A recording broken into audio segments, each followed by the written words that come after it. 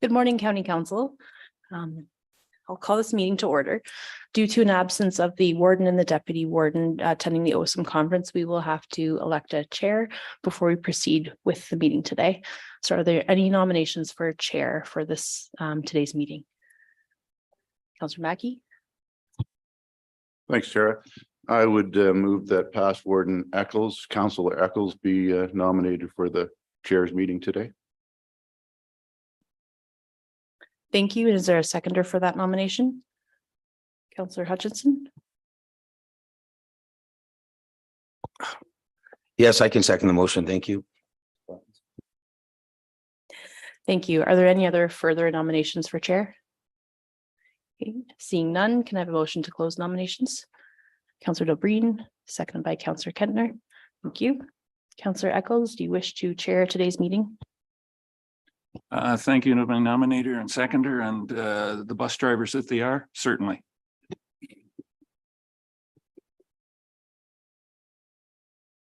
Fine.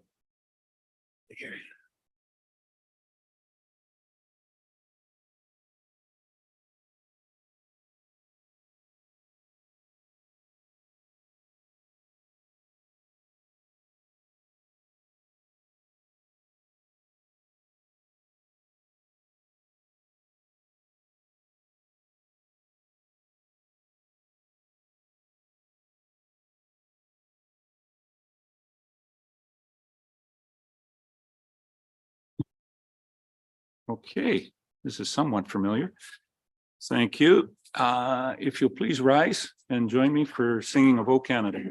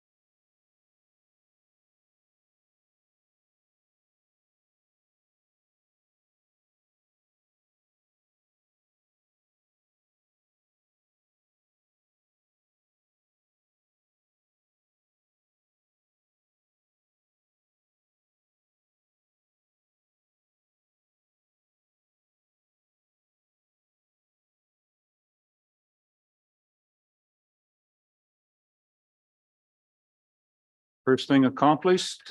Second, can you do roll call for us? Tara, please.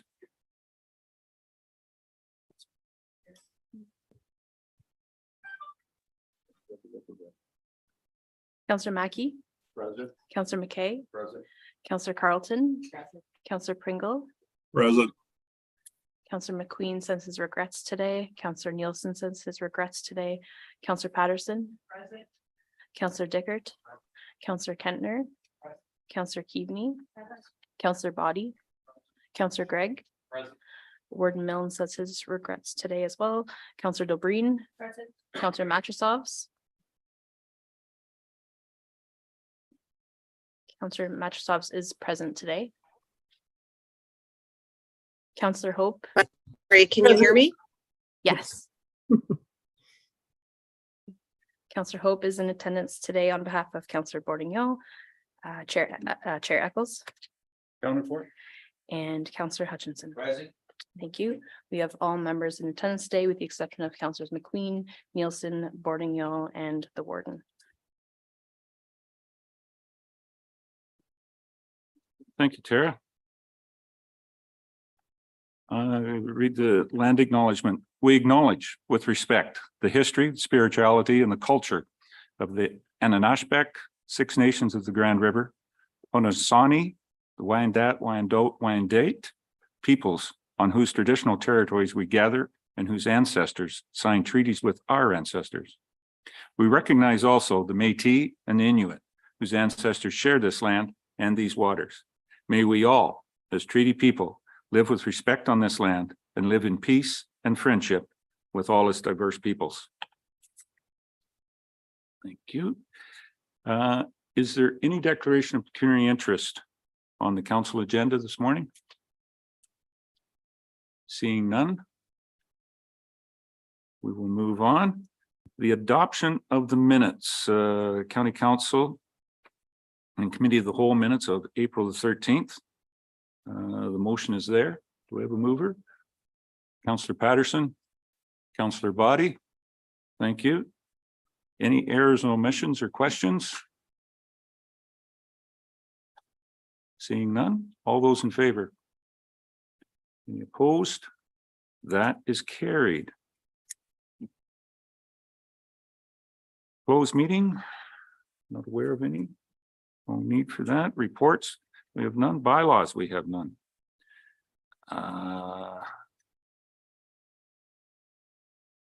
Guess we're down to news and celebrations. Any good news or celebrations or thoughts thereof? Councillor DeBreen. Anything green from Southgate these days? Thank you very much and good morning, County Council. I wanted to just say that it was a pleasure to welcome so many of the councillors and staff to Southgate on Tuesday for the Warden's Breakfast at our brand new facility, Greenlid, a new manufacturing or will be a new manufacturing of these wonderful, completely compostable, biodegradable party and picnic wear. We also had the pleasure of introducing people to tour the LizTech facility in the Eco Park and Blue Mountain Covers that are also bringing employment to our community. So thank you all. And if you did not get to the facility and experience the wonderful products, they are here for you to look at. Be happy to answer any questions at another time. Thank you, Warden. Thank you. I'm just the chairperson, not the warden. That's okay, fine. Anybody else? Ooh, all kinds of hands. Mr. McKay, Councillor McKay.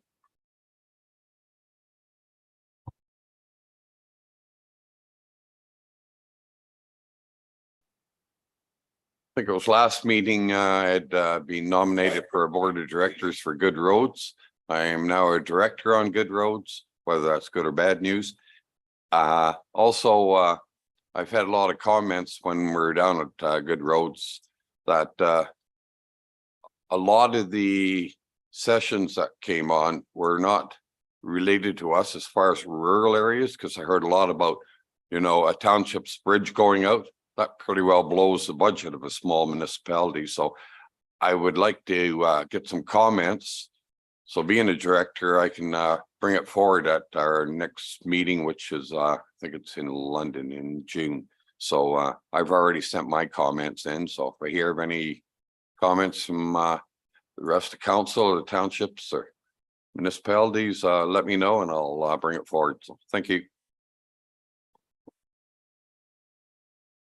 Councillor Charlton, Sue. Thank you. I'd like to give a huge shout out to Shallow Lake Minor Hockey. They had their banquet last Saturday and the under 11s, under 13s, under 15s and under 21s all took WOAA and the under 13s also went on to OMHA champions. So we're pretty proud of the bunch of them.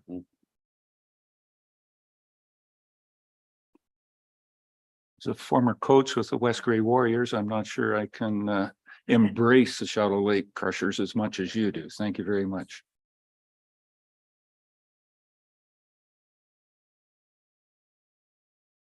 It wasn't the Crushers, it was Shallow Lake Minor Hockey, but they'll get to the Crushers, so they're doing well. Anyone else? Councillor Hutchison, Tom?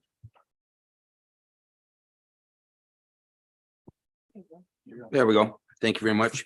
I just wanted to mention the South Grey Chamber of Commerce is hosting its Home and Garden Show this weekend, 29th and 30th at the Flesherton Arena. And I guess there's quite a package for a raffle. So if you're out and about, if you could just stop in there and support some of our local vendors. Thank you. Thank you. Anyone else? Councillor Mackey.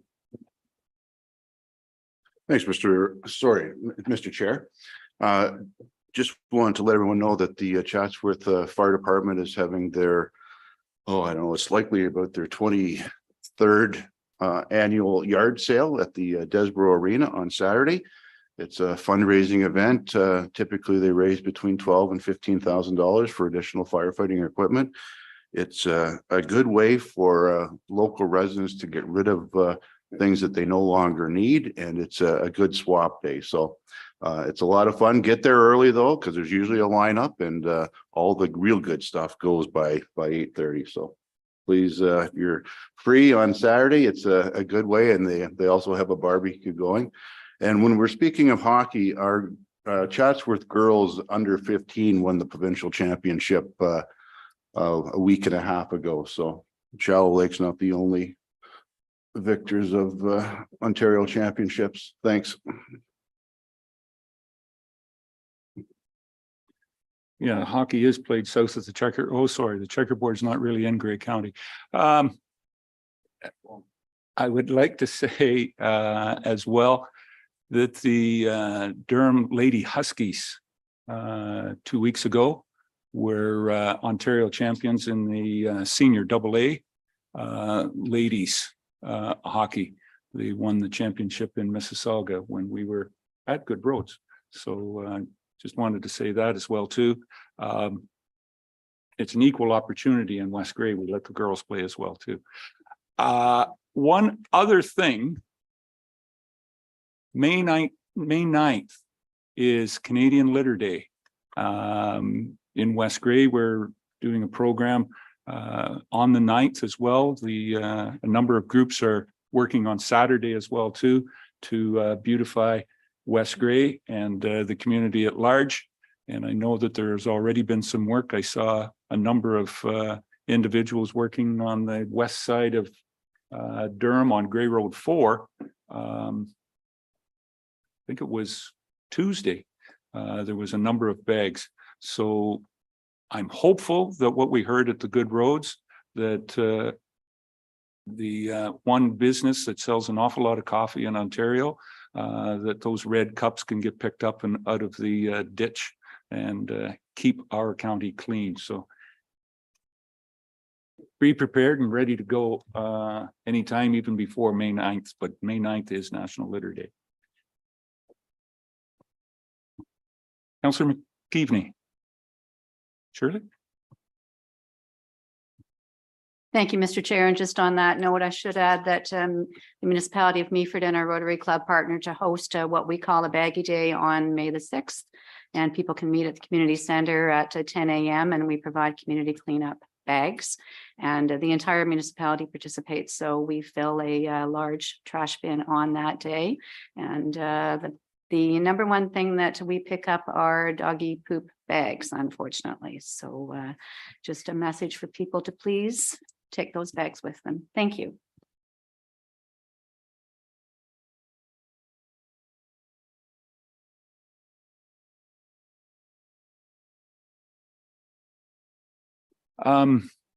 Yeah.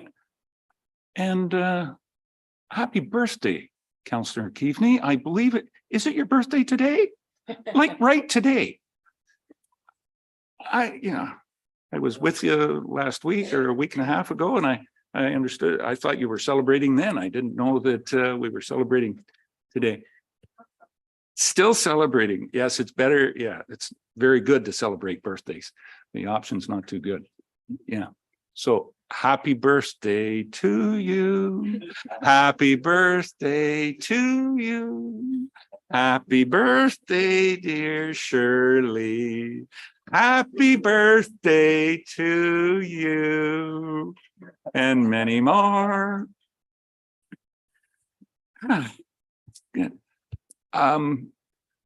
Speaking of the Litter Day and the help that the county and on some of the county roads, Pat, Director of Infrastructure and Roads, are we, the county, what portion are you doing out there, Pat? Can you give us a bit of an update on that? Shameless plug. Yes, we've got many groups doing the Adopt a Road sections throughout the county. And then we've got 4 schools involved, going to be doing a litter pickup this year. Over 250 kilometers, they'll be almost 300 kilometers they'll be doing coming up. So it's a fundraiser for the schools too. Again, we always get out there that a wonderful job all these community groups do and the schools do.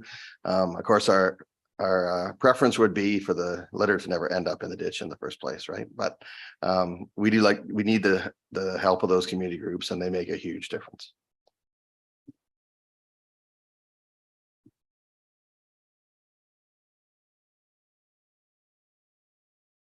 Well, I've been here for 15 minutes and they've already got me cut off.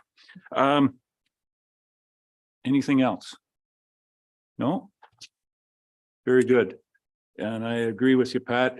Yes, it would be a lot better if we didn't have to pick them up, but somehow those cups that are red get really heavy when they get empty, and you can carry them full to the car, but once they get empty, you've got to get them out of the car because they're too heavy to carry home. Enough of my procrastinating here. Thank you very much. Any other good news? Tara. Thank you, Chair Eccles. I would just like to recognize our Deputy Clerk, Sarah Goldrip. She has recently completed her public administration diploma through Seneca College. So she's done a tremendous amount of work through that program and balancing her work full time with Grey County. So congratulations, Sarah, and well done.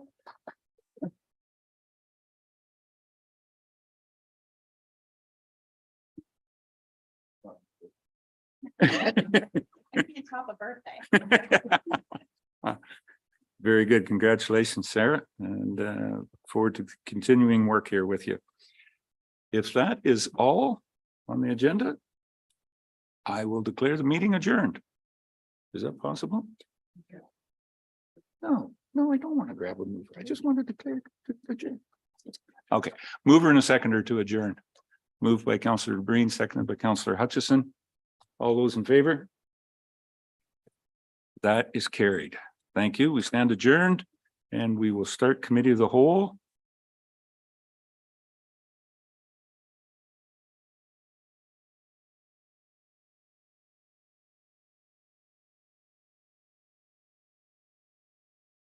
Okay.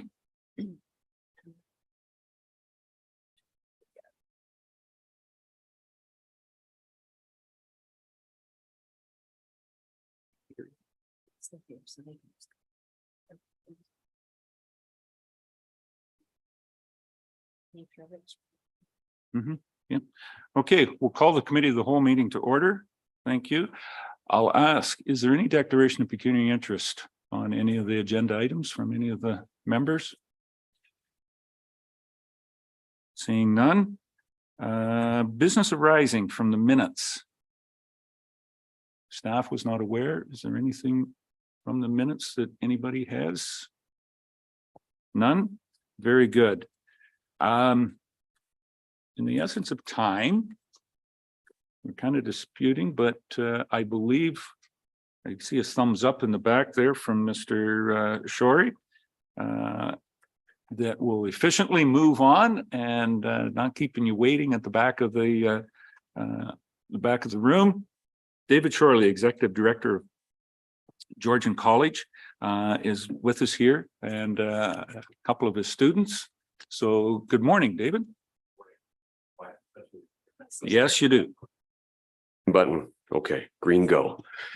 Thank you. Good morning, everybody. I do have colleagues and friends with me in tow this morning. I'm going to say a couple words, but I know typically speaking, we would submit something to a package, and this is not the intent of today. The intent today is to simply give thanks, to give words of thanks and reflection. I've been in the role of executive director for our Owen Sound campus for about 18 months now. And in that time, the amount that we've had the opportunity to work with Grey County Council and staff it's been notable. I mean, this is a special asset that we have in our region, the campus just up the road here, that has done a lot in terms of regional capacity building, but then more broadly, the impact on our global markets, in particular, when we think about our marine program. Recently, just in the last month, the Georgian College Student Association, or GCSA, recognized Grey County as the partner of the year, community partner of the year. And it was students that selected that. We were able to have Kim with us at that time to be able to present, but it felt important at that juncture to come here today to share similar reflections to all of you. So I wanted to emphasize, we're not coming here with an ask. And we are coming here with thanks, and that is it, right? We're hoping to give thanks. There's been a long list of ways in which Grey County Council and staff have been very supportive to us. More recently, when we take a look at just the last year, significant contribution as related to renovations to our health and wellness wing. We were able to get our Honors Bachelor of Science in Nursing program up and running in September. And it's been our practical nursing program, PSW program, police foundations, and a number of community groups that have actually benefited from that renovation. It had an immediate impact, immediate. We had that wall, there's a dividing wall at the end of our hallway between two classrooms installed on Labor Day Monday, and classes began in that room 8 a.m. Tuesday morning after Labor Day.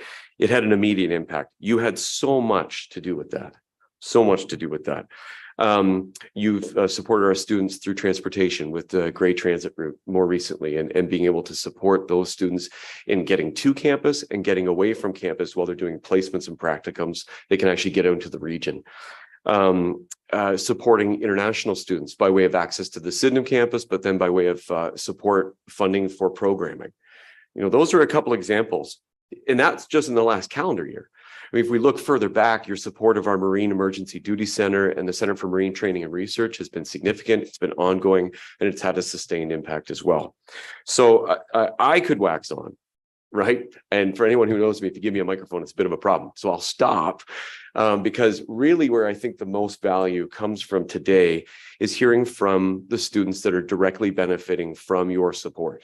And so I brought 3 students with me today. I should highlight too that Jen Boucher is also with us. Jen Boucher is just on Monday stepped into the International Student Coordinator role. And so she's directly responsible for supporting our international students and working very closely with Grey County staff to do so. But I have friends of mine, AJ, Madison, and Banks, and they are in marine navigation as well as practical nursing. And so they're coming with just a couple words to share with you who they are, bit of the impact, their story. And so I'll start with AJ, if you don't mind introducing yourself, and then we'll hand it off to Madison after that. Hello, everybody. My name is AJ. I'm from Singapore, and this is actually like one of the best things I've done, I think. I'm the Marine Navigation program, and I came here 2 years ago because mainly of my grandfather. He taught here 20 years ago, and he said Georgian College is amazing and it has the support of Mighty Grey Council. So I was thinking, yeah, he's taught here, he has some experience here, so why not I take a go at it? And I've just come here to express my sincere thanks about how maybe your contributions have grown, made my experience grow much larger than I could ever experience, because I never see myself doing this if I was a kid. And especially the marine emergency duties, the really big simulator made it all so realistic that it's just made my life amazing. So I really like to thank every one of you, maybe to all your contributions, and thank you so much. I'd like to hand it over to Madison now. Well, hello, my name is Madison Lindsay. I am from Meaford, so I'm very local. I came to Georgian because I want to stay local and I want to work at our hospital. And I came here to say thank you for your support on the new nursing wing. It has helped me greatly, especially for my co-ops, because of the new technology I got to use. I did experience the old wing versus the new wing, and it's a great difference. So thank you for all of that, and I'll hand it off to Banks. Morning, Council. My name is Fale Bankole. I'm from Nigeria. And my experience with Georgian College and Owen Sound has been amazing so far. I can remember when I wanted to migrate down to study the program. And when I looked up the internet, the first thing that caught my attention was the marine simulator in Georgian College. And because like it was the biggest marine simulator in Canada at the time, off the internet, that brought my interest to Georgian College. And I just want to say a big thank you, because that's been the best decision I've made in my life. And like I've really grown so far since I came down from Nigeria to Canada to study this program. The marine simulator has been very helpful in this process. It has exposed me to a lot of experience that I would never have imagined to have gotten if I stayed back in Nigeria to pursue a program like this. And that's thanks to everyone in this room. So I want to say a very big thank you, and thank you for your support. I hope that we continue to gain from your support in the coming future, and thank you for being a blessing to Georgian College. Thank you.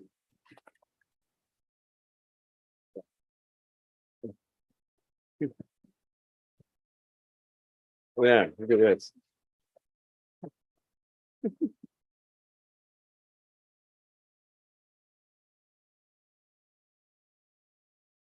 Thank you. Thanks for that too. I just got a little emotional there. Sorry. This is the reason why we do this work, right? What I asked them to do is share a couple of reflections, and they did beautifully. Thank you to all three of you.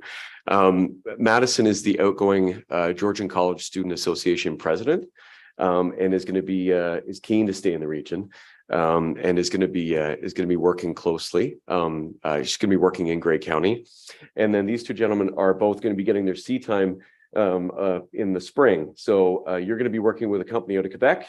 Called de Gagné. And he thinks going to the Arctic. We're not sure yet, though. And Banks, where are you going? Lower Lakes. Lower Lakes, to which there's a boat actually in the harbor right now from Lower Lakes. I believe that post-secondary can change lives. I think we've heard that from these three, and this is just a small sampling.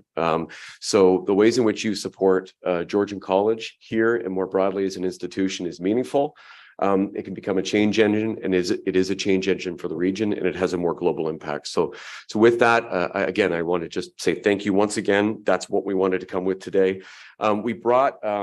We have a new coat of arms that we updated to reflect our growth in health and wellness programming. So the fourth book has been added alongside reflections around our meaningful engagement and commitment to indigenization. And so we have a pin for each of you, along with a description of what is the significance of the imagery. And we also have a certificate from Georgian College and the Georgian College Student Association with your name on it. For those that are members of County Council, again, thanking you and acknowledging that the students selected you as Community Partner of the Year. So with that, we'll say thank you for the time, and I'm not sure if there are any questions or any follow-up you wanted to do. Thanks so much, Dave. And it was such a wonderful experience to be at the students' dinner, the end of year dinner. The enthusiasm and the sense of camaraderie in that room was really amazing to see. What a wonderful group of people. And I just wish you all the best for the brightest of futures, all of you. You've worked hard, you've overcome a lot, and you're so brave to come here and talk to all of us. I think, kudos to all of you. That's wonderful.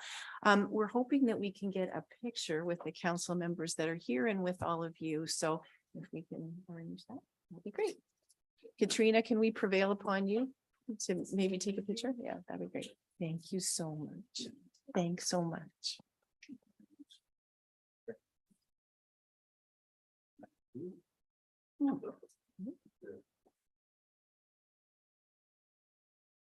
All right.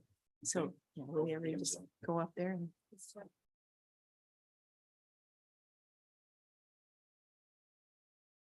For the picture, where would you like us to go?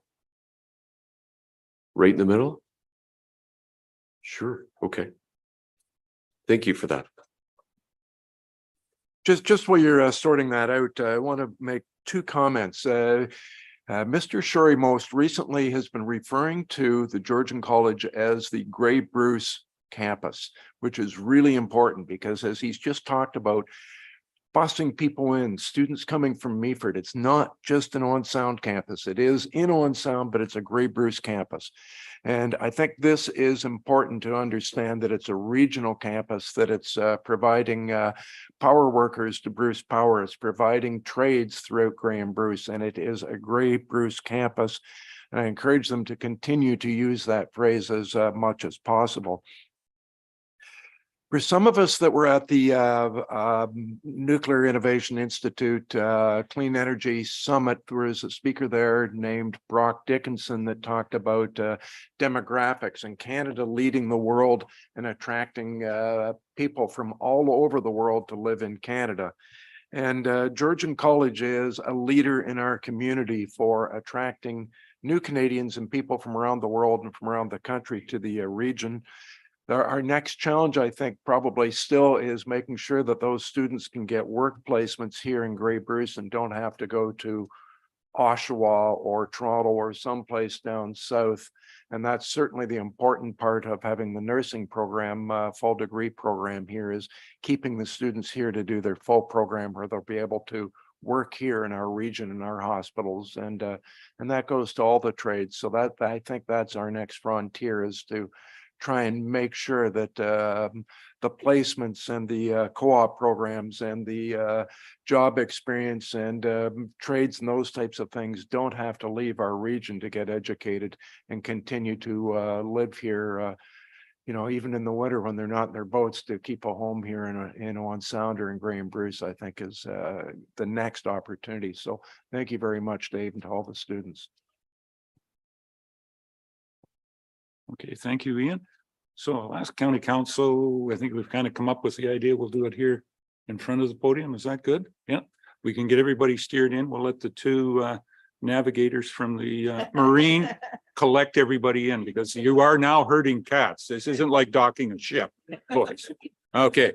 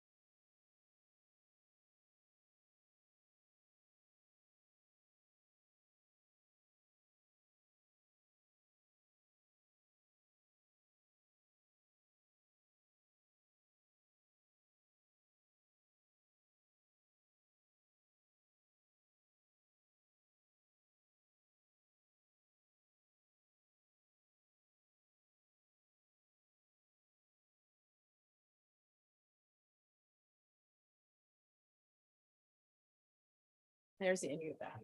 Yep. Okay. There's everybody back. Exciting stuff. Incredible. Okay. That's it for the pictures, for the first bit of pictures. Mr. McNabb, Heather Prescott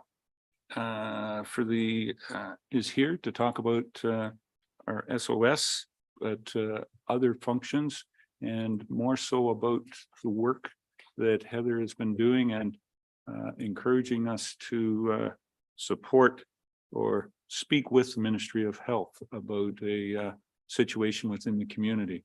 Kevin, you want to introduce Heather? Yes, good morning, Chair Eccles and County Council. We're here this morning because we're concerned about something that changed up April 1st in regards to clients that we see and also a lot of people in the community, changes to the uninsured person's health coverage. During COVID, they provided temporary funding to healthcare providers to provide care during this time. And as of April 1st, they'd stopped that coverage. So Heather is more well versed in this than I am. She is our clinical lead. She's a nurse practitioner. She works very closely with the clients we serve in SOS, people that are very vulnerable and may or may not have ID or a health card, which impacts them. And we just want to bring that concern forward and look for your support through the motion that's at the end of the presentation. Before you leave, Kevin, we do have a motion or direction here, resolution. And what I'm going to ask is, can someone move that and a mover and seconder to get it onto the floor? And then we'll go to Heather. Moved by Councillor Body, seconded by Councillor Keaveney. Okay, that's on the floor. Privilege. Thank you, Chairperson. Just from a procedural point of view, this not being actually in a formal report, I'm wondering why a motion that appears as part of presentations and deputations is required to be moved and placed on the floor before County Council, before the report presented or before the presentation. Madam Clerk, do you want to speak to that? Go ahead. Procedurally. Thank you for the question. And just for the purposes of consistency, where with reports, the practice has been that the motion is put on the floor before staff make their presentation. In keeping with the same practice, this was the thought with this motion to be put on the floor first, and then the delegation and staff will make their presentation to follow. Okay. Kevin, and we'll go with. Okay, thank you. Good morning, Mr. Chair and Council. Thank you so much for providing me this opportunity to speak today. This is my first time speaking at Council, and the lightness today has been so lovely. So many celebrations. Happy birthday. I hate to end this way, but thank you so much for making it so welcoming for me today. As you know, I'm here representing SOS as the clinical lead. I am a nurse practitioner. I've been a nurse practitioner in this community for over 10 years now. I live and I work here, and I've always worked with unrostered or more vulnerable individuals in our community. So for those who aren't familiar with what SOS does, the Supportive Outreach Services is a project aimed at serving our most marginalized individuals in our community. We offer medical care, including addictions medicine, mental health and addiction support and services. We connect individuals with housing, social services, and mental health case management. We provide basic necessities such as socks, hygiene supplies, tents, and sleeping bags. But most importantly, we also offer hope and dignity and provide a voice to the voiceless. And that's why I'm here today. One of the most significant roles SOS plays is a quiet one. We support individuals with identification. Identification allows them to access permanent shelter, to get a bank account, and to draw funds required for tenant insurance, rent, medications, and pay fees such as those required to obtain an Ontario health card. While to some, getting legal identification in Ontario and a health card might seem like a simple visit to Ontario's Service Ontario, to many of our marginalized individuals who live with mental illness, substance use, be unsheltered or living rough, without a permanent residence and proof thereof, obtaining ID is arduous. It frequently takes 3 or more months. While certified copies are frequently filed with OW and ODSP or social service agencies, original paper copies are frequently required. Out of province and out of country birth certificates are even more complicated to obtain. Obtaining a health card in Ontario requires 3 unique pieces of identification. Once obtained, persons who are unsheltered or living rough frequently have their IDs stolen. Additionally, sometimes they're discarded when tents and personal property are removed from encampment sites. As you may be aware, and as Kevin mentioned, in 2020, at the start of the COVID epidemic, the Ministry of Health introduced a measure to support our Ontario residents without provincial health coverage. It allowed hospitals and physicians to bill certain services provided to patients without a health card. Very quietly, as of April 1st, that program has ended. And it's unclear at this time about what the direct impact to persons accessing medically necessary care will be. Healthcare is a right. We assume there'll be a fee attached to some of these services, which will be a huge limitation for those who do not have accessible funds. We feel that there will be the most significant impact to these vulnerable populations that I work with of SOS, as well as those new immigrants, migrant workers, and racialized communities. Without access to funded healthcare services, uninsured individuals will be at risk of not receiving necessary medical care. This could lead to untreated illness, injury, and ultimately more serious health problems. When uninsured individuals don't receive preventative health care and early intervention, their health conditions may worsen. They might require even more expensive and more extensive medical interventions later on. This can ultimately increase healthcare costs for hospitals, emergency rooms, our EMS services, and government. Persons who use substances and persons who are unsheltered are at higher risk for infectious diseases and other health issues that can easily spread to others. If they are unable to access medical care, the risk of public health crises may increase. Our homelessness and addiction already have significant social and economic impacts, such as job loss, poverty, and social exclusion. The lack of access to healthcare services may be exacerbated by these problems, making it even more challenging to overcome their circumstances. It's likely that access to critical service such as psychiatry, other specialists, withdrawal management services, and RAM, or rapid access to addictions medication, will not be possible without a valid health care going forward. So in summary, ending physician and hospital services for uninsured persons in Ontario would have serious consequences to our marginalized populations, including those who are unsheltered, individuals with mental health and substance use issues. It's important to ensure that all individuals have access to necessary medical care and prevent further health complications and public health concerns. Thank you. Thank you very much, Heather. Kim? Thank you. And I know Kevin's got some final comments, but I wondered, Anne Marie, did Melissa want to speak at all to what's happening with our OW clients or any of the experience there? No, it's okay.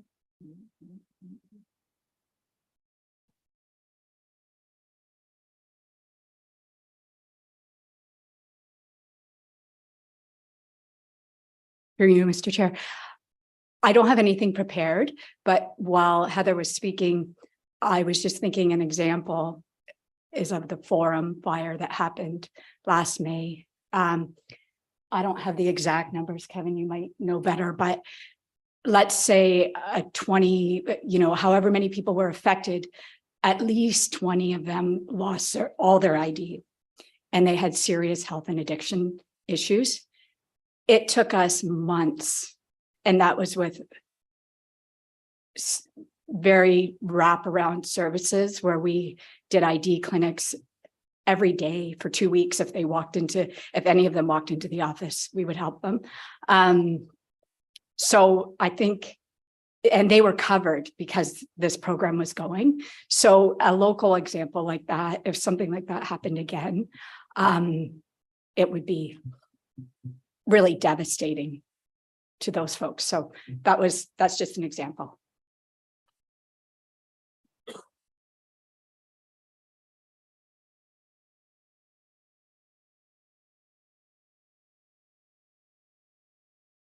Yep, and thanks, Heather, for that great presentation to tell the story of what this means.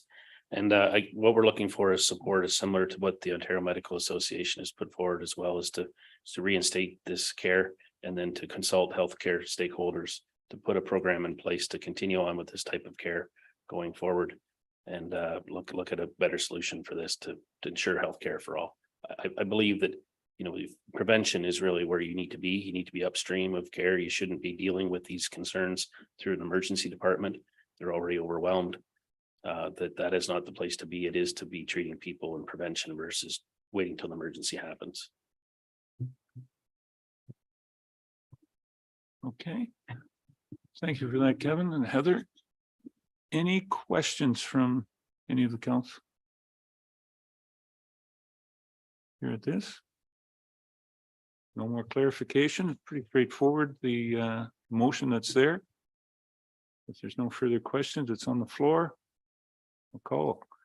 Question, all those in favor? Any opposed? Everybody on the screen, they got their hands down in time as well too. Thank you. I'll declare that carried unanimously. Thank you very much. Thank you for bringing this to our attention, and hopefully we can, our letters going forward and influencing can help our provincial partners who are responsible for making this happen for healthcare for all as a given right or a constitutional right, I believe, in living in Canada and especially in Ontario. So thanks, Kevin. Heather, appreciate it. Mr. Mackey, Councillor Mackey. Thank you, Mr. Chair. I'm just wondering what the distribution of this motion will be. You know, who will we be sending it to our MPs and to all the other lower tier municipalities or the other councils? How do we get some momentum behind this?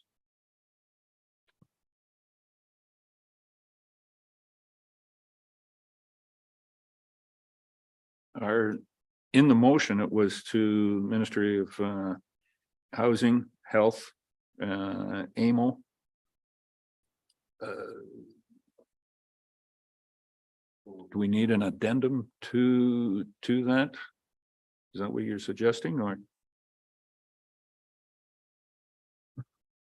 I'm not sure if AIM will circulate all the members. Sorry, I'm not sure if AIM will circulates to all the member municipalities or whether that has to be a direction in our motion.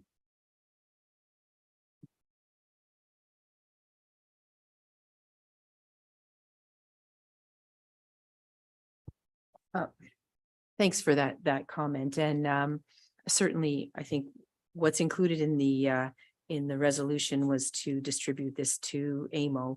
And I think we could ask that be then more broadly distributed by AMO or brought to the attention of an upcoming AMO board meeting. So we'll include that when we send it along, that request. That's okay. Okay, thank you. Okay, that'll clarify that. Councillor Breen, Barb? Thank you, Mr. Chair. And to Kim's comment, I'd be happy to send along the resolution or correspondence to the AMO board as the representative at the county caucus to get it on the next agenda. Okay. Very good.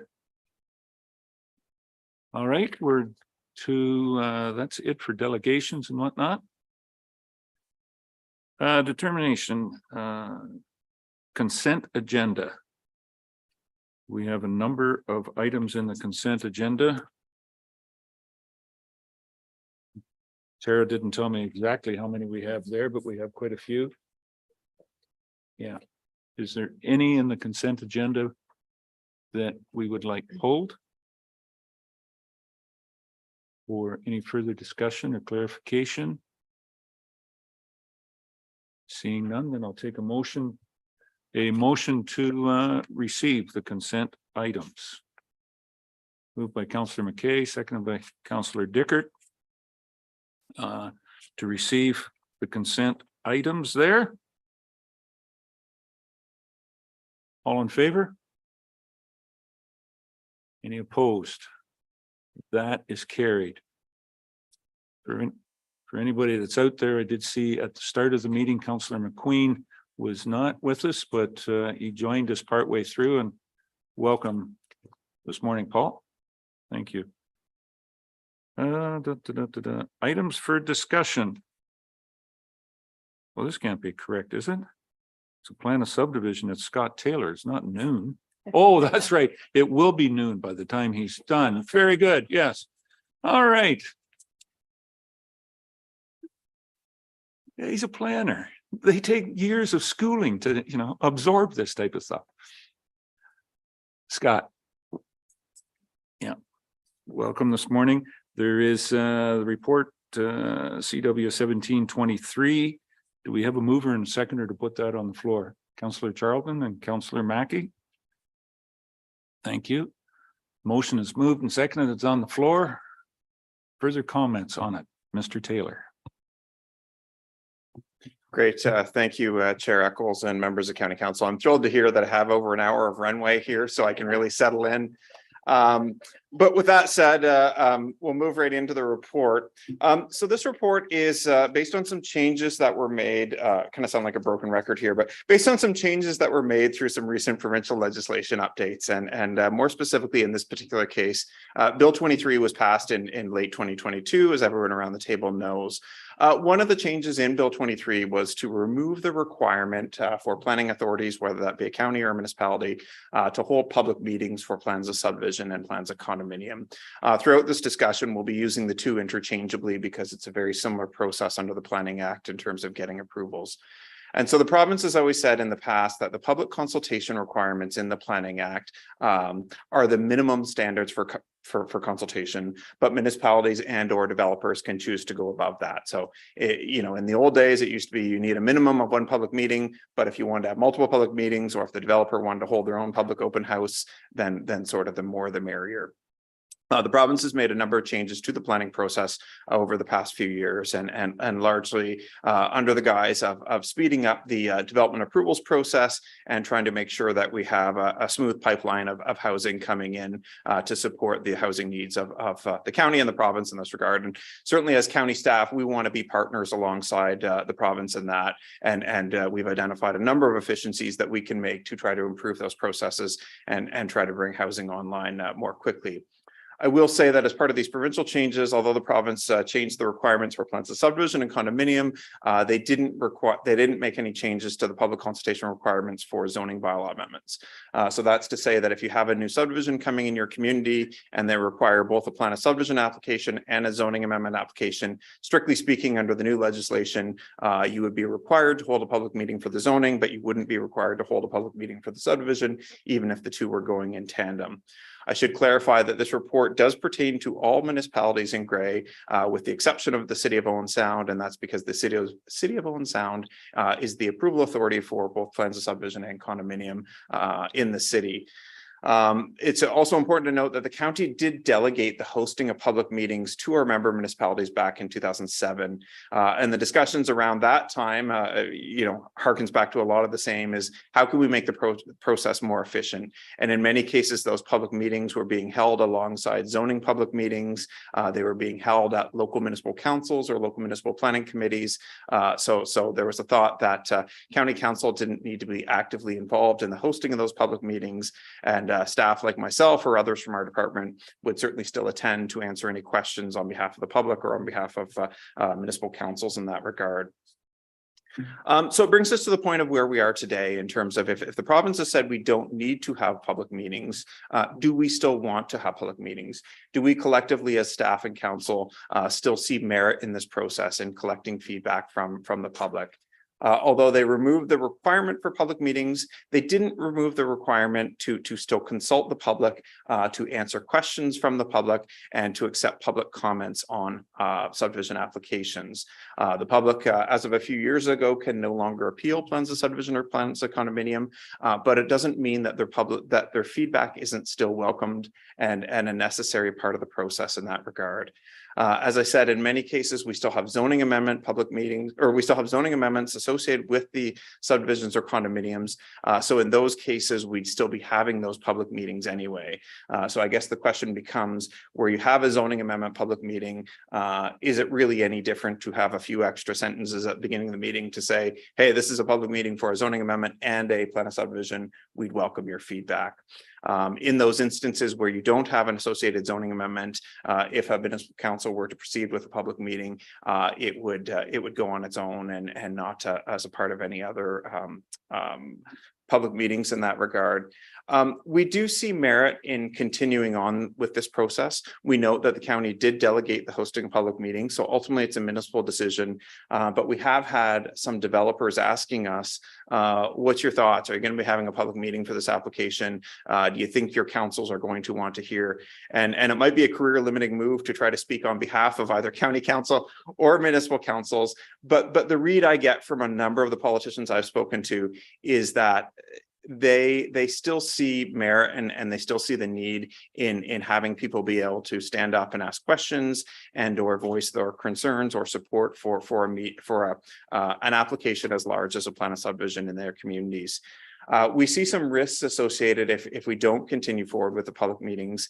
In some cases, there might be a loss of trust or transparency with respect to the public's opinion of municipal and county governments. And in other cases, what it might mean is we might not hear that feedback early in the process when we can still meaningfully incorporate the comments into the process. And instead, it might come through last minute deputation requests, either at your municipal councils or county council tables. So as staff, we are recommending to our municipalities and to county council that we consider moving forward with continued public meetings. We don't think it should slow down the process much in terms of still having those efficient planning application processes to get to housing online more quickly. We do, however, think there's room for education, and we think there's room for education at both the staff and the council level with respect to the tone of these public meetings and what we're actually asking for the public's opinion on. You'll see on that slide, and they're covered in the report, there's lots of common questions that we hear at many public meetings. Why is the density so high? In some cases, we get accusations of the developer being greedy and just trying to squeeze as many lots in as possible. What some members of the public might not know is the density is so high because that's what we've asked for. That's what we need across our communities to provide that full spectrum of housing. There's other comments about the types of housing in terms of townhouses or semi-detached units. What will the houses look like?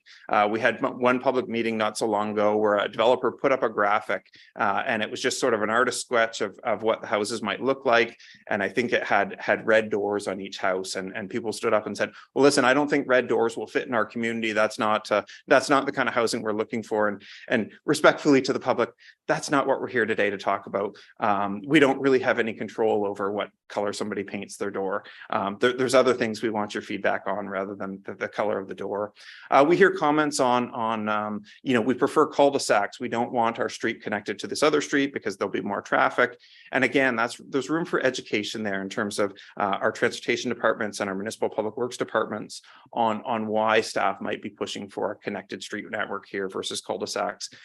We hear lots of comments on how will this impact my property values? And we've said over and over, but simply put, property values aren't something we can factor into our planning recommendations in that regard. No doubt, certainly understand why somebody would have that first and foremost in your mind. Your house for most people is your largest investment and you want to protect that investment.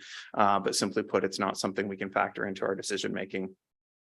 The other comment we get, sadly, all too frequently is speculations on the type of people that might be living in this condominium building or in these townhouses. And simply put, those are comments as staff and you as municipal leaders, we simply need to shut down right away. There's no room for those at our public meetings. And Ontario has put out documents to suggest that that's a human rights issue. That's not someone's opinion on this plan of subdivision. So we think getting out front of this, we can do a better job of working with our communication staff, working with your municipalities, both planning staff and communication staff, to better frame those public meetings, to make them more beneficial discussions. Simply put, if you're a member of the public and you get a letter in the mail saying, come to this meeting Thursday night at 7 and give us your thoughts on the plan of subdivision that's being proposed, you're not told anything about what kinds of feedback are useful versus what kinds of feedback might not be useful.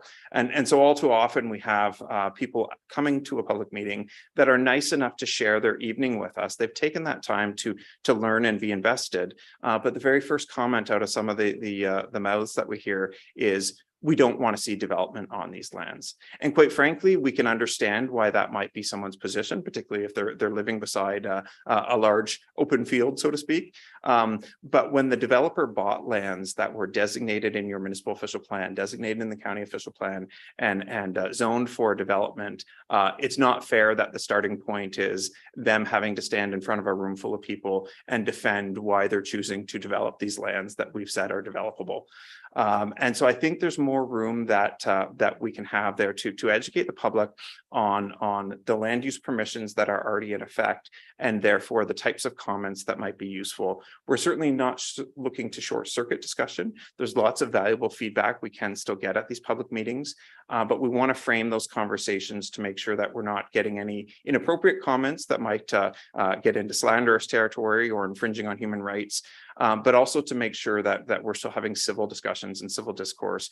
We've seen lots of examples in the news lately where quite frankly meetings went off the rails, and we want to better frame these discussions to help get to productive results in that regard.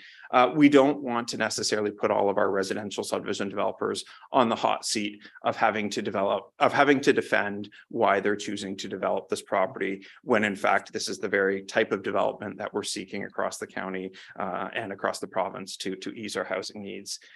So we think there can be a bit of a planning 101. This could happen maybe in meeting notices, it can happen online, or it can even happen as presentations at the beginning of the public meeting. Why is the developer proposing so many units? Well, simply put, we've asked for a minimum density of X number of units per hectare, depending on the community.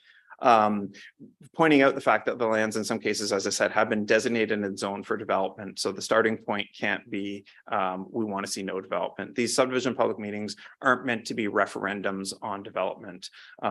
They're meant to be a dialogue on the type of development being proposed on this property.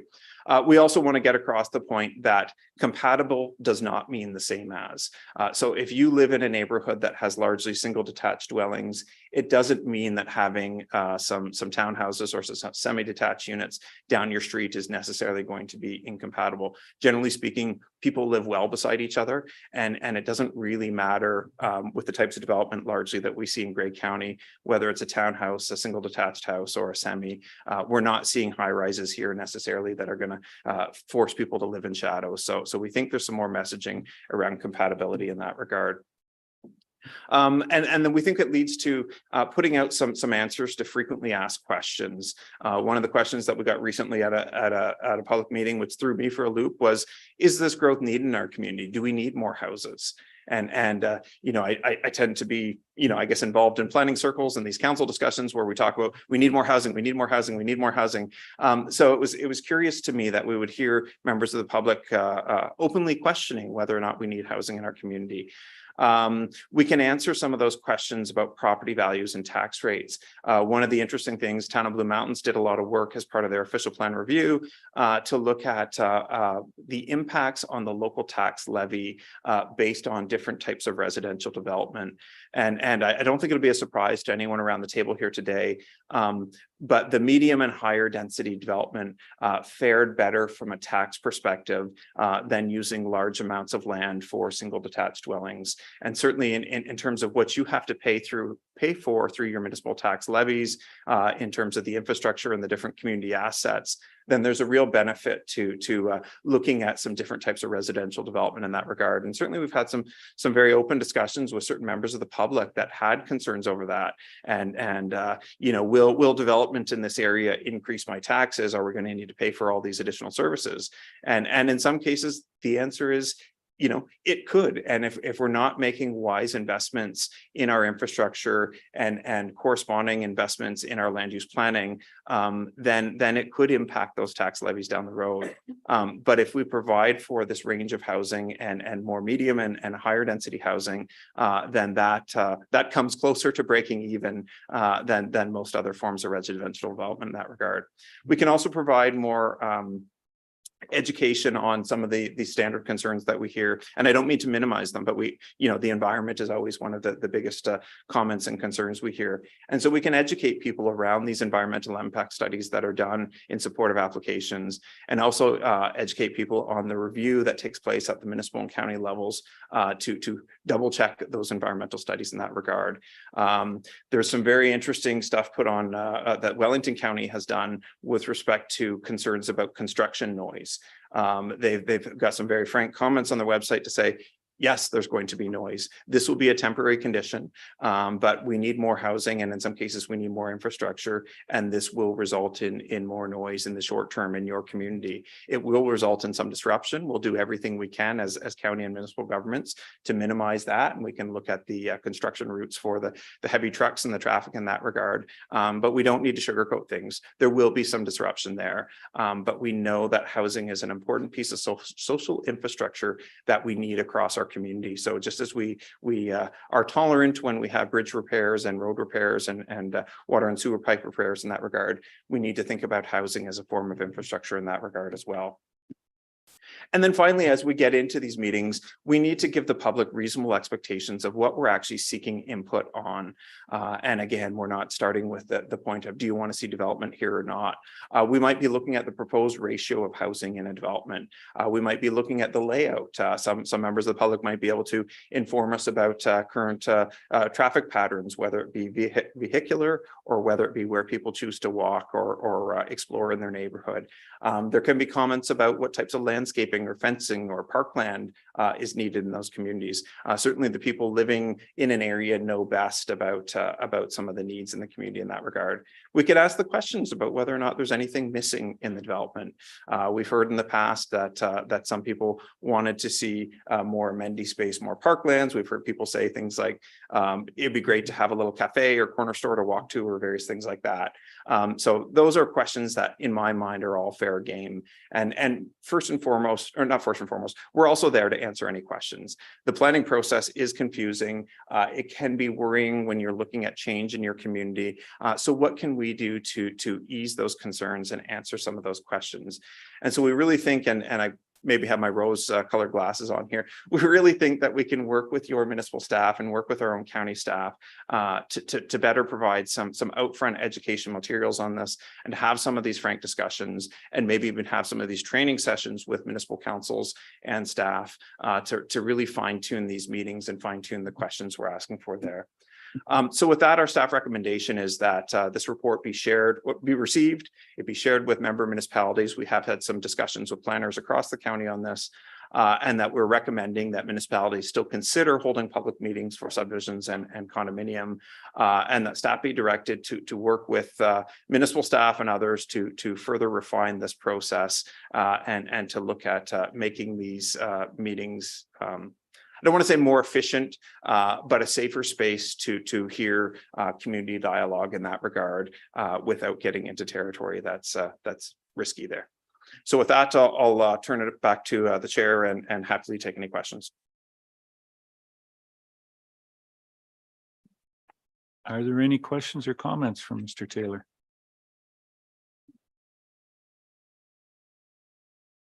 Councillor Mackey. Scott? Thanks, Mr. Chair. Scott, thanks very much for this report. I think you hit the mark on it. Certainly in my experience, some of these planning meetings can be like a public stoning, it feels like. And, if you can help the chairs of that through some training, that would be, very helpful. Certainly we want input, but it needs to be the correct input. And, as you spoke through your presentation, some of the information we get, is human rights violations. And, but I think we all need to have more education on what we can shut down and what we shouldn't shut down. So I would certainly be the first one to sign up for any training that the or your department may put on. So thanks again.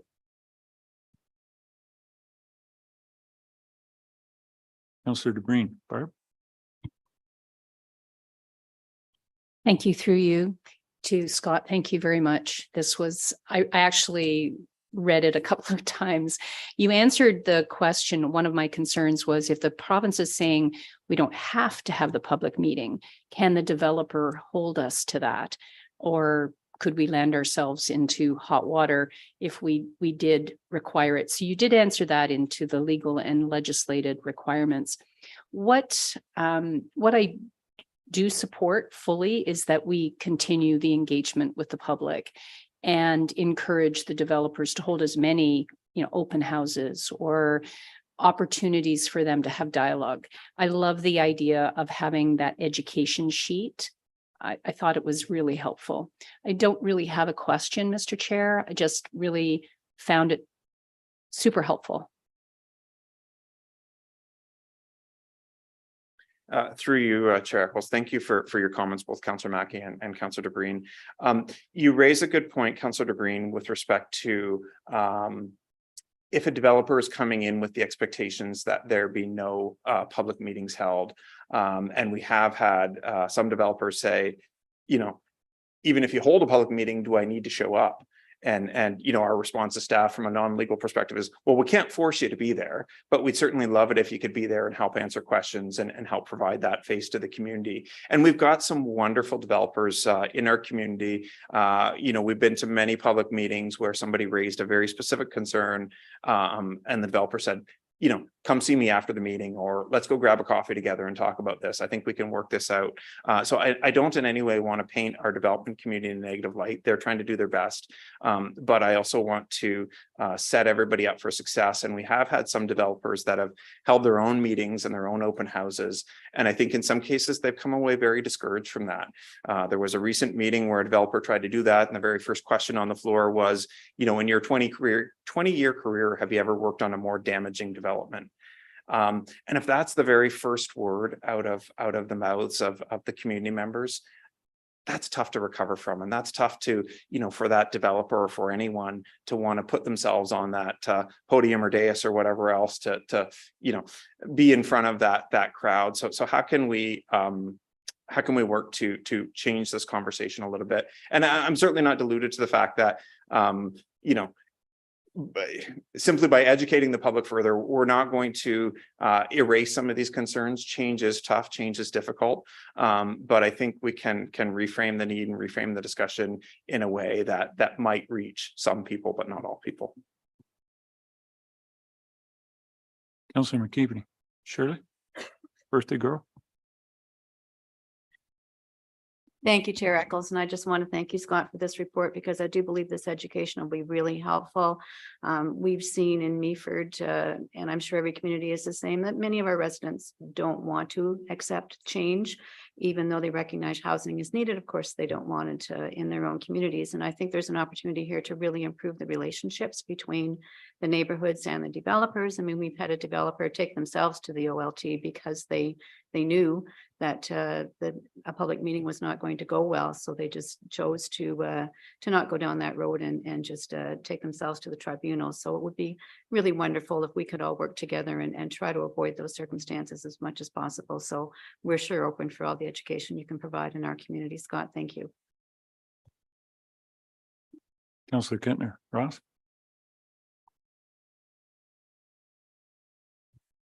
I'll just add to that. I don't know how long it will take to get this script into the hands of those who have to chair these meetings, but I will use this as a template at my next meeting because we really need that information. Thank you. Thank you. Through you, Chair Eccles. Thank you for those comments, Councillor Keebner and Councillor Kentner. And that's exactly what we want to empower each of you to do. Chairing a meeting is not an easy thing. You're put on the hot seat, and that's a very difficult position to be in. So the more staff can empower you and to give you some canned answers or some scripted comments you can make, hopefully makes your job a little easier. The one thing I'll say further is should Committee of the Whole support this recommendation today, we would like to share it to each of our 9 member municipalities. It might be something you choose to discuss at your municipal council tables as to whether or not you're going to have a policy on these public meetings such that your staff, when they're asked the question from a developer paper, hey, listen, is the subdivision going to require a public meeting or not, has something to rely on. Right now, staff in many cases have been saying, well, we think our council would want one. But if you can provide that direction to your staff, either one way or the other, it might make their jobs a little easier in that regard. Anything further? This work with gravel pit applications too? I think there is still some education that's needed on all of our planning processes, and gravel pit and quarry applications are almost always contentious, even though there's a resource, it's a resource that we need in our community. And so I think there's some further framing of those discussions that can happen. It's a little different because typically a gravel pit would require a zoning amendment, which requires a public meeting, and it also requires an open house under the Aggregate Resources Act. But I think there's room for staff to work with council to try to set those discussions up as productive as possible. But we know that, you know, things like gravel pits are going to be contentious, and they're going to bring out a lot of emotions. Okay. No further discussion. I'm going to call the question then. All those in favor of the motion on the floor? Any opposed? That is carried. Okay. Before we keep taking from the water hose, do we want to take a little break? Yeah, I can see a few people shaking their head that teacups need to be refilled and whatnot. You can take a breath. We'll order lunch to be delayed because you're back up again, Scott. Fine, we'll stand. Let's be back at 25 after. Okay, thank you.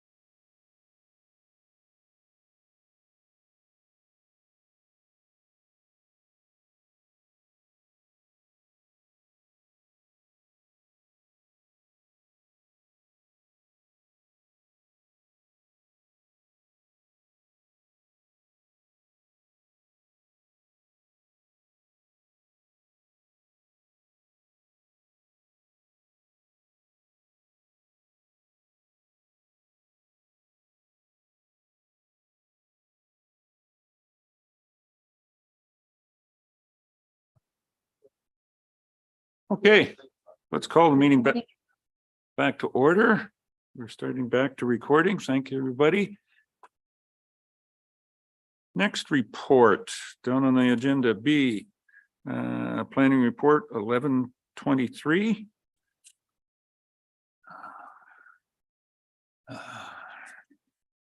Scott, thank you very much. We have a motion there, a resolution regarding the University of Guelph, this advancing additional resident units in Grey County and work from the university.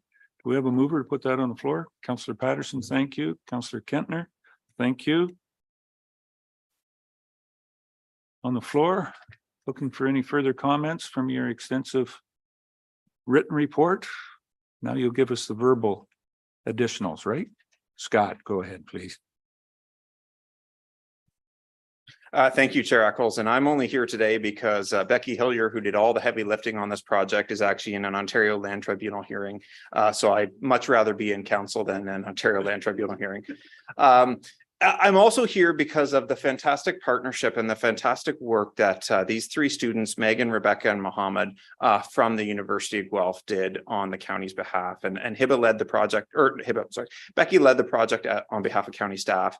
But these three wonderful students from the University of Guelph, similar to our Jordan students that were here today, really did a lot of work and had a great keen interest in our community and exploring this topic further. And we're so thankful to be able to work with institutions like the University of Guelph, who offer these research opportunities to us and who also give the students some real world examples in that regard. So committee may recall that we had the introductory report earlier this year to introduce the project about researching additional residential units a little further across the county. We see lots of benefit to such units in terms of helping us meet our housing needs going forward. It also ties in very nicely to our climate change action plan, our age-friendly community strategy, and our ongoing housing action plan in that regard. And so with respect to the work that the students did, they did a lot of research across Canada and across North America and other jurisdictions on what other levels of government and municipalities were doing with respect to additional residential units. They also had a series of in-depth interviews with municipal planners and building officials and some private planners in that regard to understand the challenges on the ground. What are your building officials hearing when people are coming in for permits? What are your planners hearing or experiencing when people are trying to navigate the application system and hopefully get one of these additional residential units, whether it's as a basement apartment or as a detached unit. And so the students have made a series of recommendations, and I realize not everyone online might be able to see this, but they put together this wonderful report that's linked to in the county staff report in that regard. But some of the highlights of the recommendations they've included is in terms of streamlining policies and processes. Are there those instances at the municipal level where we don't need any applications? We don't need a zoning bylaw amendment application, and somebody can simply come in and apply for a building permit in that regard. Where we do need a planning application, what can we do to demystify the process or simplify the process for people so that it isn't a daunting task? It isn't something that would scare them away from otherwise installing an additional residential unit. Similar to the education and the discussion we just had on the subdivisions, can we put together some frequently asked questions and some process maps to help people navigate that process, even if it's just applying for a building permit? Are there resources that we can share with respect to people that might be looking to become landlords for the first time, navigating things like the Residential Tenancies Act, and what can we provide there that helps make it easier for people? Other municipalities have had online platforms or software to help people searching for units, and so if you're looking for a place to rent, you might be able to be linked up to some of these people that have these additional residential units. For the detached units, think of a unit in the backyard, or what some people would consider a tiny home, not the ones on wheels, but the ones that are a little more permanent. Are there pre-approved models that we're aware of and that are kind of plug and play as soon as you connect to hydro and services in that regard, that we can work with our building officials on to recommend some of those units that might be easier access for people, and then are there online tools that will make it easier for people in terms of these processes? We also think there's further room to engage the builders in this regard. Anecdotally, we've heard from some home builders that if someone's coming in and building a new single detached unit, they automatically rough in the plumbing or that side entrance such that if they want that additional residential unit in the future, it's easier. We know that it's easier at the primary build level rather than having to retrofit a home after the fact. So, can we engage the building community to be presenting these options to their customers who may not have otherwise thought of putting in an additional residential unit? Are there further not-for-profit partnerships that we could strike up with some of the not-for-profits maybe that Anne Marie and her team deal with on a regular basis? And then the other recommendation there was with respect to incentives. So are there county level grants or municipal community improvement plans or financial incentives that we could offer to people who might be interested in installing some of these units? So with this, we are recommending that Committee of the Whole receive this report, that we share it with member municipalities, and that we continue to build off the students' work in addition to some of the work that our own staff in both the community services and planning departments have done to aid municipalities in being able to offer and promote these additional residential units further, updating official plans, updating zoning bylaws, and providing some of those other materials like the frequently asked questions or the process maps or various other things. So that's just a very high level summary. But again, I just really want to thank the University of Guelph and these 3 particular students for all their work on this project, and certainly be happy to take any questions on their behalf from council today. Thank you very much, Scott. Questions? Councillor Body, Ian. Thank you very much. I'm maybe throwing a pitch at you that's a little bit off the plate, but I have talked to a developer that I think represents all developers in a sense. It's not specific to that developer, talking about the conflict between federal funding for affordable, attainable CMHC funding coming through and getting the mortgage registered in first priority versus I think it's their development charges, and it's got caught up that it's not working. And have we come up with a solution, or can we come up with a solution, or where are we at on that? So I'll take a stab at that one, and maybe Randy can jump in and correct me where I go astray here. So we have our county programs with respect to development charge exemption agreements. And as Councillor Body pointed out, we have had some concerns from some developers in that regard. More specifically with respect to these additional residential units, through changes in Bill 23 and our own county bylaws in that, or county development charges in that regard, in most cases, these additional residential units would simply be exempt. So, and again, Randy or Mary Lou can jump in if I'm going astray here, but I don't believe a number of these units would necessarily need those agreements. They're not conditional on that exemption, but Randy, I don't know if anything further. Further through you, Mr. Chair, and to Councillor Body's question, there was a previous report that staff brought forward with respect to this particular topic matter in terms of some of the challenges that we're seeing with respect to mortgage financing associated with CMHC and the concerns around the whole conditional development charge exemptions that the county offers through a program currently. We will be bringing forward a staff report to this council based on obviously some of the Bill 23 changes. We're still waiting for some information to come out from the province in terms of what the affordable thresholds are with respect to that, as well as the definition of attainable housing. With respect to those matters, once we have those details, what the legislation requires is that that developers enter into agreements with municipalities with respect to those. So we're going to see more agreements throughout the province when it comes to development charges for pretty much most developments that at least meet those thresholds. And again, we're not sure what those thresholds will look like. This we think beyond just CMHC and other mortgage and lenders will need to, I guess, consider going forward how they approach these things when there's agreements that will be likely on title throughout the province that are very similar to the current program that the county offers through conditional DC exemptions for purpose-built rental housing units. This would not only apply to purpose-built rental housing units, but also ownership housing units as well, if they meet those thresholds. So we're going to see more of these types of agreements. It's something that we're still working with CMHC and others in terms of trying to understand the concerns around what the perceived risk is with respect to these agreements. But I think it's something that they're going to have to look at potentially changing current process in terms of considering these, because there's going to be more of these agreements associated with these developments on a go-forward basis throughout the province of Ontario.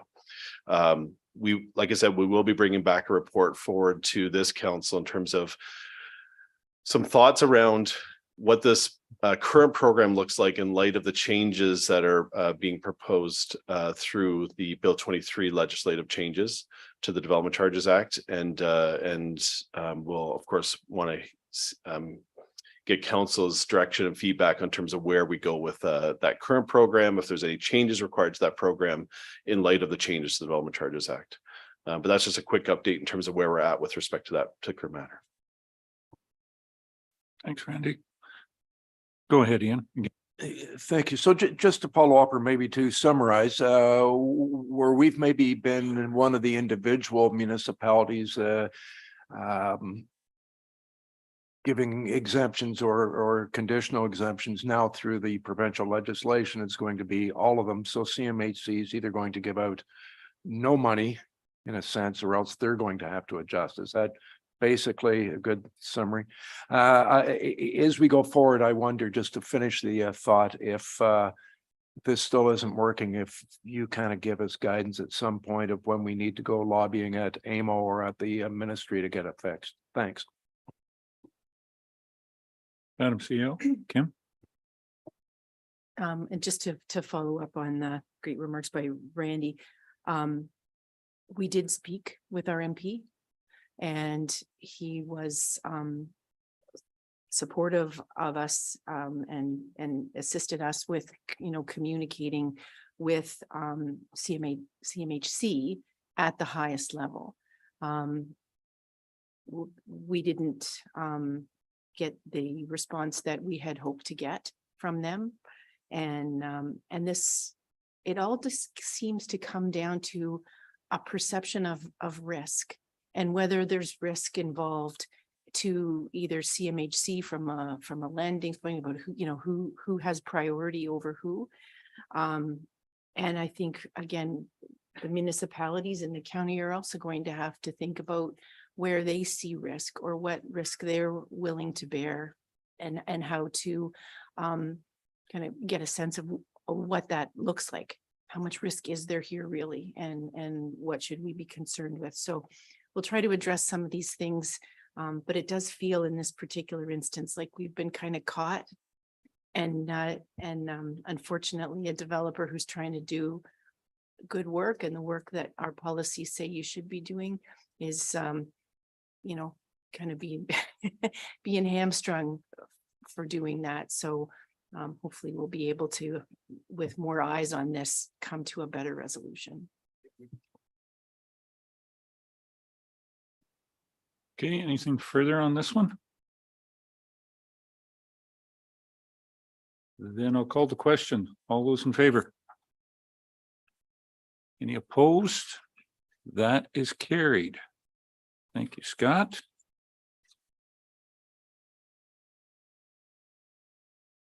Oh, this is just before lunch, and this will really make your appetite, won't it?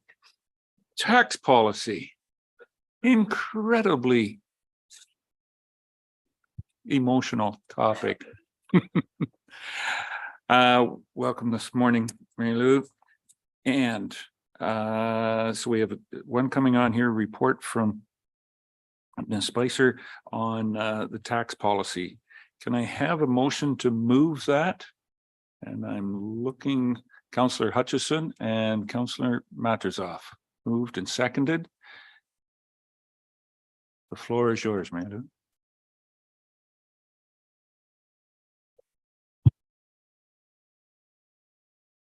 Thank you, Mr. Chair. I have to say it's an odd time when I may be holding you up from lunch. Unless it's budget day. There are times when you do hold us up for lunch, but yeah, we'll let it go for today, as long as it's not more than 5 minutes past 12, okay? You've been warned. Thank. I will set my clock. So Grey County, as the upper tier municipality, is responsible for tax policy. And it's required to be set within the year. We can't pass it in advance of the year. Because you should be making your tax policy decisions based on the final return to roll, which comes at the end of December. And it is also approved by bylaw.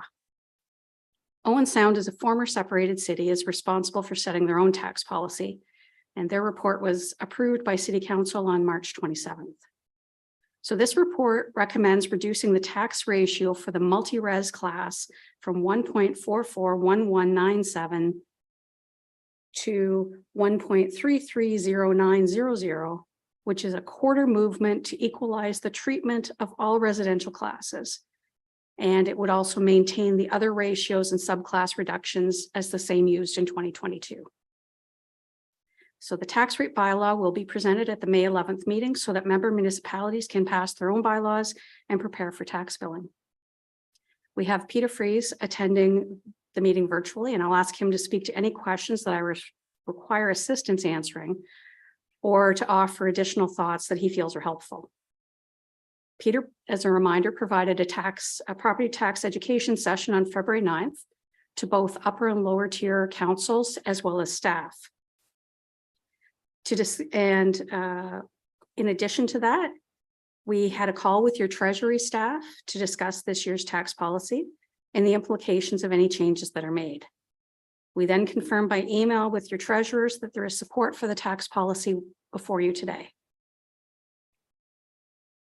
So as I mentioned previously, the recommendation is to leave the ratios, subclass discounts, and tax structure the same as used in 2022 for 2023, with the exception of multi-res. So it's recommended we begin to lower that multi-res ratio by the quarter ratio to make it eventually equal with the residential and the new multi-residential classes. The other thing that's important to know that this doesn't change the budget that you passed in any way. We still are required to raise from taxation $67,932,700. What it does impact is how the levies are distributed between the property tax classes and the municipalities. 2021 was to be the first year of a new assessment cycle, moving from the January 1st, 2016 values to January 1st, 2019. And of course, we all remember that as a result of COVID, that was paused, and we are unaware at this time of when the next assessment cycle will take place. Table 1 on page 49 shows the growth in 2022. This amount was taken into consideration in the 2023 budget, and the end result was a levy increase of $993,600 after growth of 1.48%. Table 2 on page 50 shows both the county and member municipality growth. This is increase in revenue from new or newly improved properties. So it's important to remember that it's not an increase from existing taxpayers. So the tax ratios affect the distribution of the levy and the amount shared by each class. So municipalities can alter ratios. There are two options. We either maintain the prior years or we establish ratios that are closer to or fall within the provincial range of fairness. Residential has a ratio of 1, and that's what all the other classes are measured against. And multi-res having currently a ratio of 1.441197 and reducing it by 7.65%, which is a quarter movement. And that will eventually get us to the new multi-res ratio of 1. So we're making this recommendation with consideration of the following things. The province has indicated it's looking at all options for the elimination of the multi-residential rate differential. So it makes sense to move toward resolving this inequity before we're told that we're going to have to. And it is an inequity if you own a property and I own a property and they were built in different years and you're paying more property tax than I am. It just makes sense. Owen Sound, which is previously mentioned, is responsible for their own policy. So they've already made their movement and they've made a quarter reduction as well on their ratio.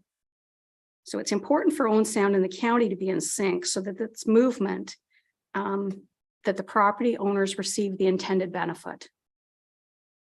As reassessment was paused, we can begin this movement without complication of the shifts that may be present in a reassessment or a phase-in year.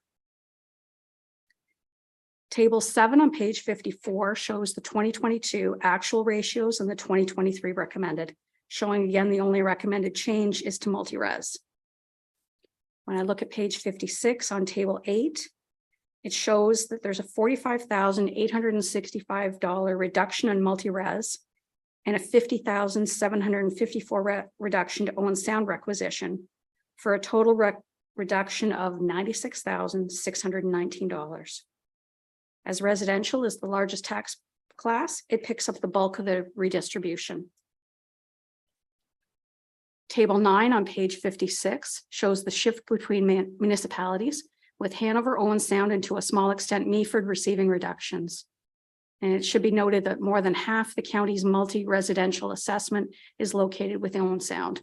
So that's why Owen Sound sees the largest reduction. Table 11 on pages 57 and 58 shows how the levy increase of the $981,870 is distributed between the tax classes. And then table 12 shows the apportionment by member municipality. We have information on page 59 that's for general interest. In 2021, we did the tax relief for elderly and disabled program, and that's administered by your member municipalities, as that's where the property taxes are levied and collected. When you have any reductions, then they're passed on to the county when you forward your supplementary or levy payments. The report mentions business class tax capping. The last of the properties that were eligible for capping was in 2020, and so therefore that relief program ended. So by adopting the recommendations contained in this report, a residential property with a median assessed value of $285,000, which is the number that we were looking at as in our budget documents, will pay $1,083.52 in county tax. And that's an increase of $1.60 from what was presented in the 2023 budget. And I'm happy to take any questions you have. Thank you, Mary Lou. Very well done. Very well done. Because I'm totally confused. So you've done your job very well.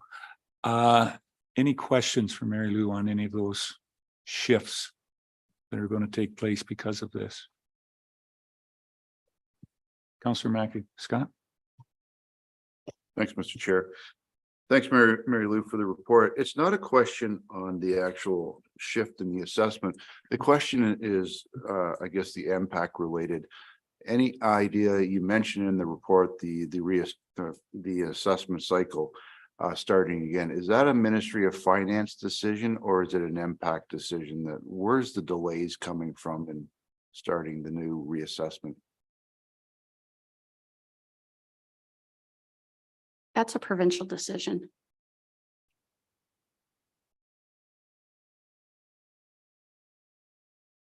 Okay.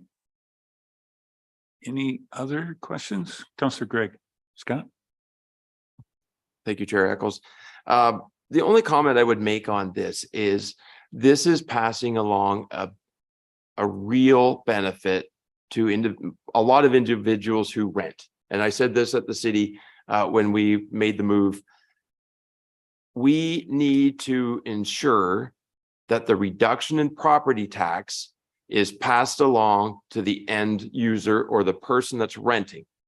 It's a real benefit that we are acknowledging here in this report, and there's a lot more room to move forward until we hit 1. But it's inexcusable if multi-residential property owners or large corporations pocket this and do not pass it along, as we intend here today to see this passed along to people who are renting or who are to benefit. You can make your money in rent, but property taxes are to be collected and remitted. It's not a property taxes are not to be a moneymaker for property owners. And I hope that it's the expectation of everyone around here to ensure that we consult and promote the benefits to people who should be experiencing the gains here that this policy shift or migration should experience for them. So that's my hope. Ensure that we as councillors discuss with people in the community and we learn of any instances where this benefit's not passed along as intended.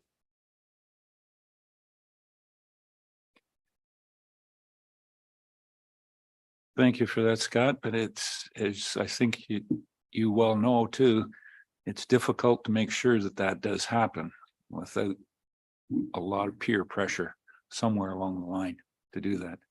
One indication that I have, if I could speak from the chair, is they don't, where it comes is the shift, and as we've heard, and it's only $1.60 or give or take, but because of our high residential, it's pushed over to there. And with that aspect that the multi-res is getting a reduction in theirs, residential and any residential out there, single family that is in a rental spot, it's going up on that side, which in Grey County, we probably have a fair number of those single family dwelling units that are rented. So you wonder how much you gain by it, but I think in my mind, it's more, if the multi-res was built 5 years ago, it doesn't qualify, but the one that was built 2 years ago does. It just doesn't make sense not to have them together. So my support for it. All right. And I apologize for getting on a soapbox here and pushing these things. Mary Lou. I was just going to ask if Peter had any comments. I know he's there online. Thank you, Mary Lou. Through you, Chair, just to the comment that was made about passing on to tenants. Every year we work with the county and local staff to undertake an exercise which is addresses a local responsibility to issue notices where there are eligible tax decreases, and an eligible tax decrease on a qualifying multi-residential building is one that's net 2.49 above 2.49 year over year. Where that occurs in any year, where it has occurred in any year, notices are generated and sent to the landlords in late summer and each tenant units later in the fall, indicating that there's a qualified reduction. That is required by the local municipalities, and that exercise has been ongoing for many, many years. I think in Grey County, we've had a couple instances where the ratio is moved, that it's triggered notices. Most year it returns an ineligible circumstance, but we do expect that notices will be triggered this year and tenants will receive those indicating a specific percentage of their rent that they're entitled to a reduction for. So that may answer or speak to the comment or the question.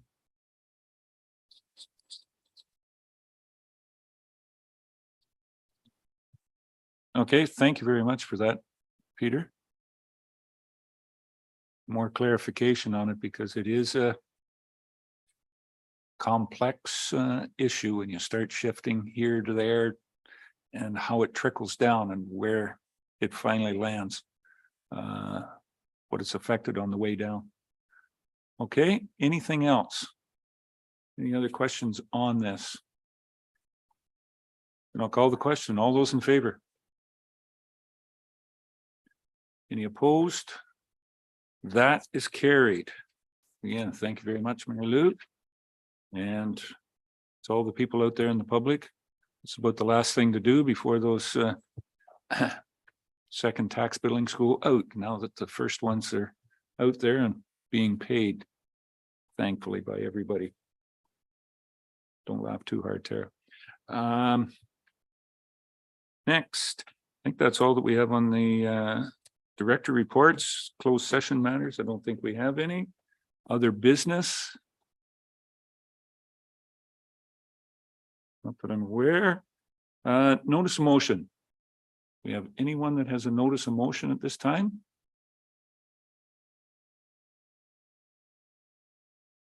Then we're down to adjournment. And I'm looking online for a mover and a seconder. I'm going to take Miss Hope. She hasn't done. And Miss Matrosoff, fully from the town of the Blue. We're turning out the lights. So obviously this meeting is over. All those in favor of adjournment? Wow. We stand adjourned. Thank you, everybody, for participating today. Really appreciate it.